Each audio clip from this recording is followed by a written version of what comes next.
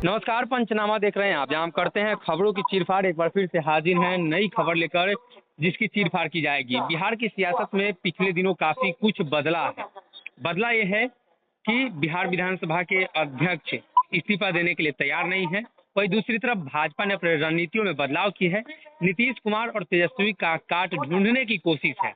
दरअसल बिहार विधानसभा के अध्यक्ष विजय कुमार सिन्हा और नीतीश कुमार के बीच नोकझोंक ही वो वजह बताई जा रही है कि ये सरकार पलट गई। दूसरी तरफ बात की जाए तो नवल किशोर यादव लगातार मुखर होकर बोलते हैं, और मुखर होकर इसलिए भी बोलते हैं कि जिस जाति से आते हैं उस जाति से बिहार का विपक्ष रहा है, यानी तेजस्वी यादव। बात की जाए तो नीतीश कुमार की काट को लेकर कहीं न कहीं एक तरफ जहां उपेंद्र कुशवाहा हैं, नीतीश कुमार है, वहीं दूसरी तरफ भारतीय जनता पार्टी की तरफ से लगातार ये चर्चा है सम्राट चौधरी को आगे बढ़ाया जाएगा। इसलिए कि सम्राट चौधरी मंत्रालय जब संभाल रहे थे तब भी लगातार बयान दे रहे थे, और वो पंचायती राज विभाग का मंत्रालय था। वो विभाग नीतीश कुमार के पास रहा करता था। ऐसे में डॉक्टर साहब मौजूद हैं। जानेंगे कि क्या परिस्थितियां बन रही हैं, कैसे बिहार में अब भाजपा नीतीश कुमार पर अटैक करने के मूड में है। डॉक्टर साहब, विजय कुमार सिन्हा ने तो काफी झमेला कर दिया है। नवल किशोर यादव ने भी बयान दे दिया है कि सदन में बात होगी, जब फैसला सब कुछ सदन में होना है तो सदन में होगी। विजय सिन्हा अभी क्यों दे देंगे इस्तीफा? विजय सिन्हा ने कहा कि हम इस्तीफा नहीं देंगे। जी। तो कैसे देख रहे हैं इसको, विजय सिन्हा वाले मामले को लेकर? नहीं देखिए, पहले तो मैं आग्रह करूंगा कि आप जो अपना ऑडियो से म्यूट कर लें, क्योंकि आपकी तरफ से जो आवाज आ रही है वो रुक जाती है थोड़ी देर के लिए। देखिए, बिहार में अभी फिलहाल जो राजनीतिक माहौल बना हुआ है, इसमें ये कहा जा सकता है कि भाजपा एक्सपेरिमेंटल फेज में है। भाजपा ये समझने की कोशिश कर रही है 2015 से ही कि बिहार में किन राजनीतिक मुद्दों पर, किन जातीय समीकरणों पर सरकार बनाई जा सकती है। अब एक तरफ भाजपा का ये जो लर्निंग प्रोसेस है ये है, वहीं दूसरी तरफ नीतीश कुमार की महत्वाकांक्षाएं हैं। नीतीश अपनी महत्वाकांक्षाओं के आगे किसी भी राजनीतिक दल या किसी भी राजनीतिक पार्टी या किसी भी राजनीतिक विचारधारा को महत्व नहीं देते हैं। इसी वजह से नीतीश कुमार ने सरकार बदलने में थोड़ी भी देर नहीं की, और शायद अगर देर वो करते तो भाजपा बिहार की गणित को समझ आती और वो नीतीश कुमार के रिप्लेसमेंट को तैयार कर चुकी होती।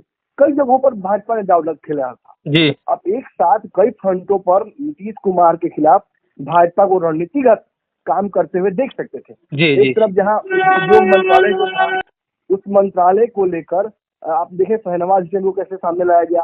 फिर आपने देखा कि अलग अलग जातीय समीकरणों के नेताओं को अलग अलग जातीय समीकरणों में बांधा गया। उपेंद्र कुशवाहा से निपटने के लिए सम्राट चौधरी को लाया गया, जनक राम को ले आया गया। फिर आपने देखा कि किस तरीके से जीवेश मिश्रा, रामसूरत राय, इन सारे नेताओं को मुखरता के साथ सामने लाया गया और उन्हें जिम्मेवारियां भी दी गई, और अलग अलग जातिगत जो संगठनों के मंच हैं उन पर उनको मौजूदगी भी आपने देखी। कैसे सम्राट अशोक कार्यक्रम में आपने देखा कि जो सम्राट चौधरी है वो मौजूद थे। फिर क्षत्रिय जो समाज का कार्यक्रम हुआ उसमें लोग मौजूद थे। फिर भूमिहारों का कार्यक्रम हुआ उसमें भी मौजूद थे लोग। यानी सारे समीकरणों को भाजपा बिहार में ट्राई कर रही थी, वो कुछ आगे चल के करने वाली थी, लेकिन नीतीश कुमार ने उसे ये करने का मौका नहीं दिया, वक्त से पहले भाप लिया। ऐसे में भाजपा अब जो फैसले, आज की भाजपा की बड़ी मीटिंग हुई है, मिशन लोटस कहा जा रहा है, दिल्ली में इसे मिशन लोटस कहा जा रहा है। बिहार में इसे इम्प्लीमेंट करना है और बिहार में मजबूत करना है भाजपा के दावे को। अब ये चैलेंज अपने आप में कितना बड़ा है समझ लीजिए। 2015 में भाजपा ने प्रयास किया था नीतीश और लालू गठबंधन को हराने का चुनाव में, संभव ही नहीं हो पाया, कहीं दूर दूर तक नहीं टिकी भाजपा। आज एक सवाल है कि भाजपा अब जातीय समीकरण पर खुलकर खेलेगी। कल तक हिंदुत्व का जो भाजपा का एजेंडा रहा करता था बिहार में, वो नहीं चल पाया, कई बार ये साबित हुआ है। तो अब खुलेआम जातीय जो बातें होंगी वो होगी। बिल्कुल होंगी, बिल्कुल हम दोनों साथ में चलेगा। भाजपा ने देखिए कैसे अरविंद सासोद को आगे कर दिया। फिर आपने देखा कि विष्णु पद वाले मुद्दे पर गिरिराज सिंह से लेकर यहाँ तक कि बचौल, सारे नेता मुखर होकर सामने, हरिभूषण ठाकुर, ये सब लोग सामने आके बोल रहे हैं। इस मुद्दे पर सुशील मोदी ने पहली बार हिंदुत्व के मुद्दे पर मुखर होकर बोला है। सुशील मोदी भी खुलकर सामने आए, लेकिन जातीय समीकरणों को भूली नहीं है।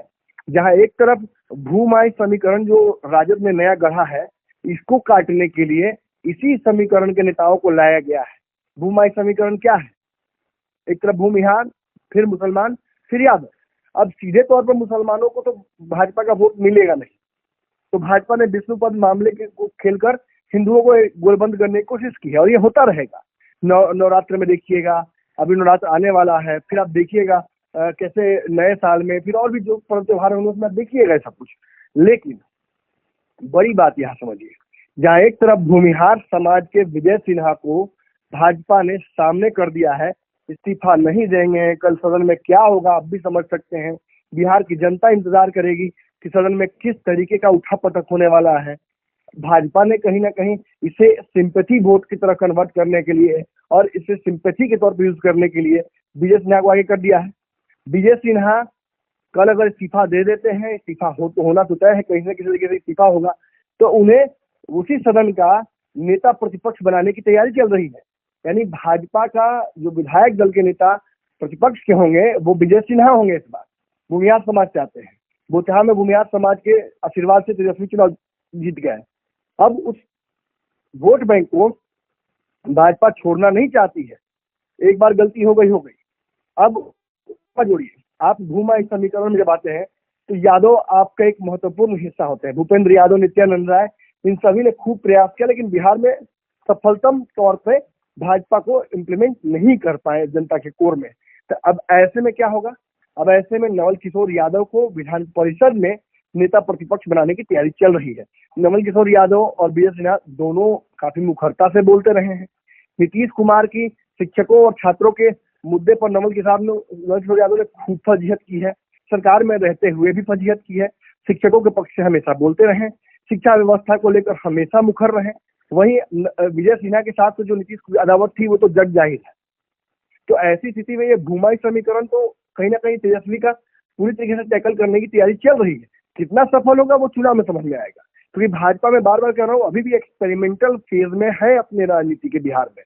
और दूसरी तरफ आप नीतीश कुमार के लवकुश समीकरण को देखते हैं तो उसको भी तोड़ने के लिए तैयारी की जा चुकी है। एक तरफ जहां सम्राट चौधरी का नाम सामने करके सितंबर अक्टूबर से दिसंबर तक में एक फैसला होना है, संजय जायसवाल की कार्यकाल खत्म हो रहा है, उनके जगह पर नए प्रदेश अध्यक्ष का नाम चल रहा था। भूमिहार समाज से विवेक ठाकुर और कई लोगों का नाम आ रहा था, लेकिन इस कुर्सी पर अब नाम तय हो चुका है।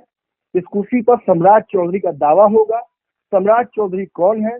जिन्होंने उपेंद्र कुशवाहा को पियाजी मुसलमान कहा था, कुशवाहा समाज से आते हैं, इनके पिताजी पुराने नेता रह चुके हैं समाज के। तो भले ही आज इनका बड़ा वोट बैंक कुशवाहा समाज में नहीं हो, लेकिन उपेंद्र कुशवाहा के सामने खड़ा करने के लिए एक बड़ा चेहरा भाजपा के तौर पर ये हो सकते हैं, भाजपा के नेता के तौर पर। दूसरी तरफ लव कुछ मैंने कहा तो कुछ तो हो गया, लेकिन लव कहाँ गया? लव जलाने के लिए आरसीपी सिंह दिल्ली में मौजूद है, भाजपा के शीर्ष नेताओं के साथ लगातार संपर्क में है और वो इस रणनीति का एक महत्वपूर्ण हिस्सा है। भाजपा सीधे ज्वाइन नहीं करके फिलहाल वो एक नई राजनीतिक पार्टी या पीछे से पर्दे के खेल या जो भी करेंगे उससे भाजपा को फायदा होना लगभग तय है। तो जहाँ एक तरफ भूमाई समीकरण को साधने की तैयारी चल रही है, वहीं लवकुश समीकरण को भी नीतीश कुमार के पूरी तरीके से कब्जा करने की तैयारी भाजपा ने कर रखी है। आप खुद सोचिए कि जो व्यक्ति नीतीश कुमार का राजदार है, जो नीतीश कुमार के साथ इतने दिनों रहा, जो नीतीश कुमार के नाम पर लांछन झेलता रहा, वो व्यक्ति अगर लांछन नीतीश पर लगाएगा तो कितना महत्वपूर्ण होगा। शायद इसी वजह से ललन सिंह की बेचैनी बाहर निकल जाती है बार बार। शायद इसी वजह से Lalan Singh below the best जाकर आरसीपी सिंह को हिट करने की कोशिश करते हैं। लेकिन ये कब तक चलता रहेगा? आप भी जानते हैं कि सत्ता का संघर्ष ऐसा है कि जनता के नजर में जिसका सिक्का मजबूत होता है उसे ही जनता चुनती है। वरना बिहार में अगर केवल जातीय समीकरणों पर नेता बनते और चुने जाते तो नीतीश कुमार शायद कभी बिहार के मुख्यमंत्री क्या विधायक तक नहीं बन पाते जी। और आज इस जातीय समीकरण को भाजपा समझने चली है। देखते हैं भाजपा कितना सफल होती है। देखिए अल्टीमेटली आप भी जानते हैं, मैं भी जानता हूँ कि राजनीति में कई हथकंडे हैं और कोई भी हथकंडा न्याय की कसौटी पर सही नहीं बैठता है। नीतीश कुमार का रातों रात पलट जाना, महाराष्ट्र में भाजपा का सरकार पलट देना, ये सब कुछ भले ही लोकतांत्रिक तरीके से सही हो क्योंकि कानून हमने ऐसा बना रखा है हमारे, लेकिन न्याय की कसौटी पर ये सब सही नहीं है। बार बार आइडियोलॉजी के साथ कॉम्प्रोमाइज करना, आखिर राजनीति तो आइडियोलॉजी पर ही होती थी ना। आज इतने बड़े बड़े नेताओं का हम नाम लेते हैं, क्यों लेते हैं? भगत सिंह ने तो वो अंग्रेजों के साथ गठबंधन नहीं किया। जी लेकिन आज किसी भी राजनीतिक दल को सरकार बनाने के लिए अंग्रेजों के साथ भी गठबंधन करना पड़े तो वो सोचेगी क्या? जी नहीं जी बिल्कुल नहीं कर ले। जी सत्ता सबसे महत्वपूर्ण हो जाता है इस समीकरण में। और भाजपा ने तो इस परिपाटी को शुरू ही किया है इस देश में, जी पीडीपी के साथ गठबंधन करके। और अगर आने वाले समय में तो खबर ये भी चल रही थी कि राजदों के साथ गठबंधन करने में भाजपा को कोई परहेज नहीं था। जी जी तो ऐसी स्थिति में नीतीश कुमार ने किया तो क्या गलत किया? जी जी अब भाजपा के नेताओं को जातीय समीकरणों में बांधकर एक तरफ हिंदुत्व का राग, दूसरी तरफ जातीय समीकरणों का राग, कैसे भाजपा सफल हो पाती है वो आने वाले समय में समझ में आएगा। लेकिन इतना जान लीजिए, एक बात अंतिम जान लीजिए कि जहां एक तरफ ये सारी तैयारियां हैं चुनावी रणनीति को लेकर, वहीं पर्दे के पीछे खेला करने के लिए आरसीपी सिंह सबसे बड़े पहलवान हैं जी। जिनका जदयू में सीधा हस्तक्षेप है। जी, तो कहीं न कहीं बिहार में अब दोनों तरफ से हमला तेज होने वाला है। एक तरफ जो होम्योपैथिक इलाज करने वाले ललन सिंह हैं, तो दूसरी तरफ भारतीय जनता पार्टी के तरफ से अंग्रेजी दवाई चलाने वाले डॉक्टर हैं, एलोपैथिक इलाज चलाने वाले डॉक्टर हैं, जिनके पास हर बीमारी का अलग-अलग दवा है। और वही बात करें तो जदयू में एक ही दवा से सभी का इलाज किया जा रहा है। देखना ये होगा बिहार की सियासत में कल का दिन कितना बड़ा होता है, क्योंकि विजय कुमार सिन्हा और नीतीश कुमार एक बार फिर से आमने-सामने होंगे। और ये सदन में तीसरी चौथी बार हो रही है कि विजय कुमार सिन्हा, जदयू के लोग, नीतीश कुमार के लोग आमने-सामने रहे। फिलहाल के लिए इस पंचनामा में इतना।